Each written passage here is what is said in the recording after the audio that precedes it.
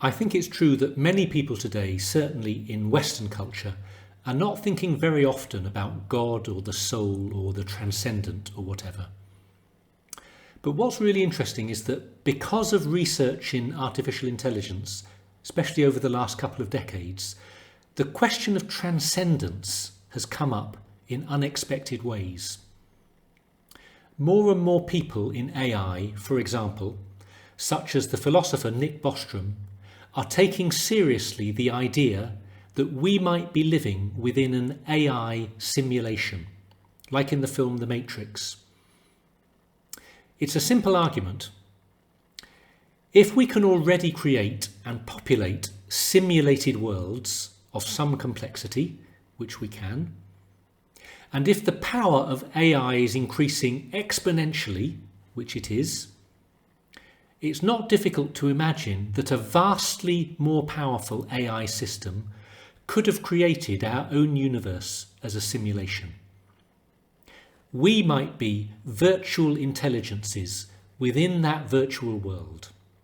Or, like in the film The Matrix, our physical existence might be located somewhere else, somewhere inaccessible to our minds, and we are locked within the simulation of this artificial intelligence.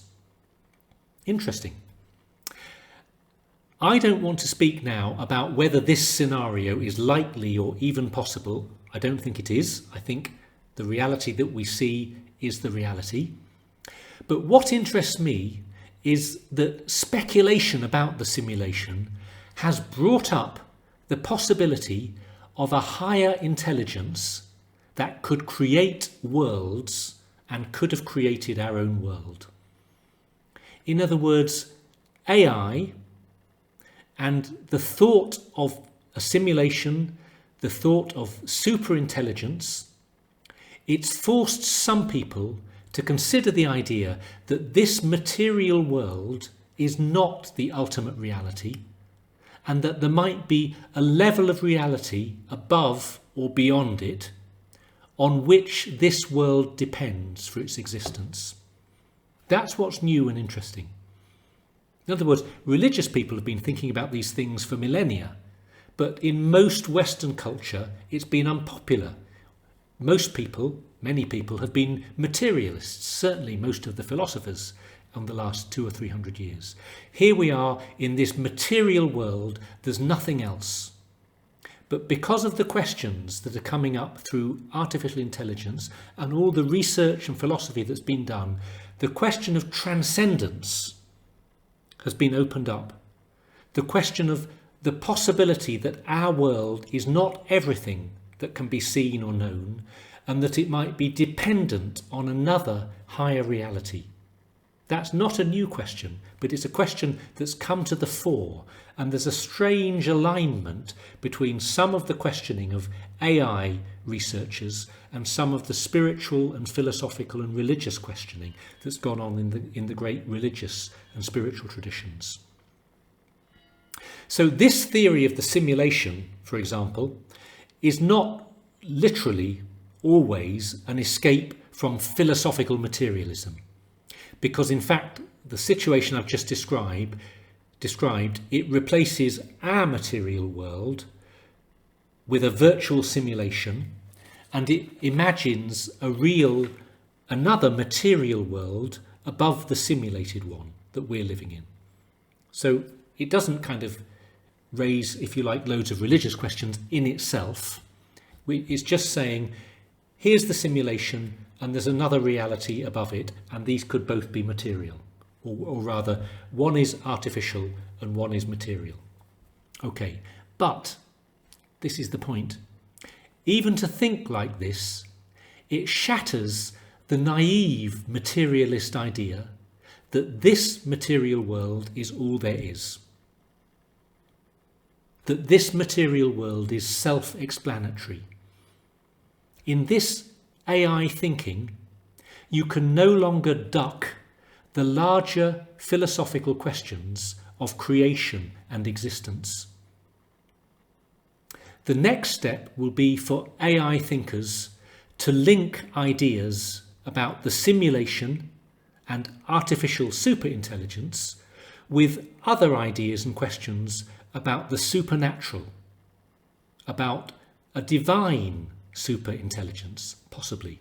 In other words, AI is raising questions about transcendence, about levels of reality, and those questions are raising further questions about the ultimate reality and about questions that have traditionally come under the heading of God.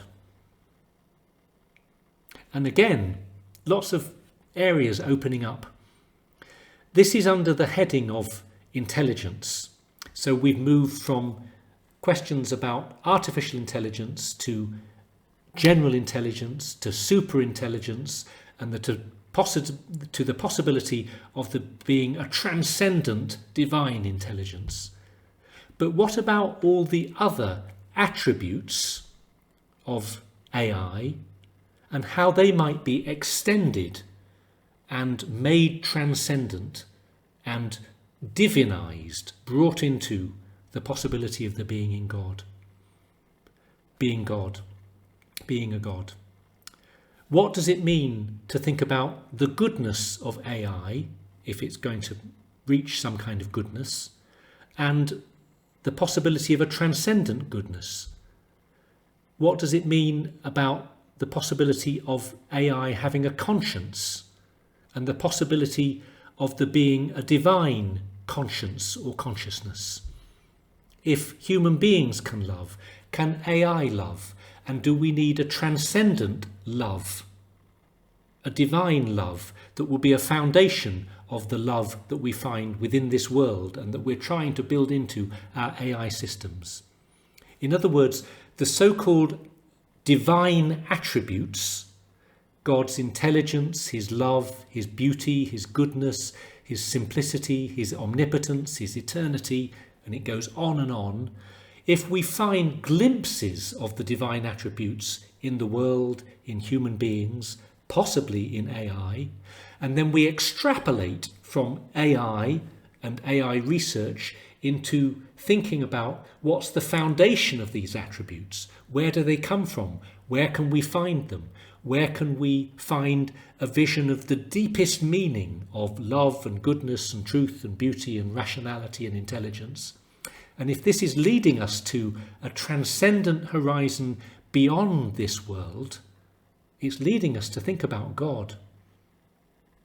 This is fascinating, philosophically, theologically. It's what I do as a Christian philosopher, a Christian theologian. And the sadness over the years is how many people maybe are not interested in these things when these are the most interesting things in the world. And it's wonderful that AI is opening up this level of thought and this kind of thinking and connecting work in cognitive science and the philosophy of artificial intelligence with a much wider philosophical tradition and theological tradition, and particularly here in the West, the richness of the Christian philosophical and theological tradition. This is a big step for many materialists. Many people who instinctively would be materialistic, we don't need to think about these transcendent questions, they're starting to think about whether materialism is the final answer. To admit that there might be transcendent reasons, transcendent causes, transcendent ultimate answers. If you like, to go back to the beginning of this talk, it's the 5 ways of St. Thomas Aquinas, the 5 traditional arguments for the existence of God, applied to the question of the simulation. If we might be living within a simulation, if in theory that's possible, what does it say about the possibility of the existence of God? This, I hope, will lead to a new consideration of the question of God, and at the very least some really interesting discussions between theists, those who believe in God, and simulationists, those who believe there's got to be something more than this material world that we see before us.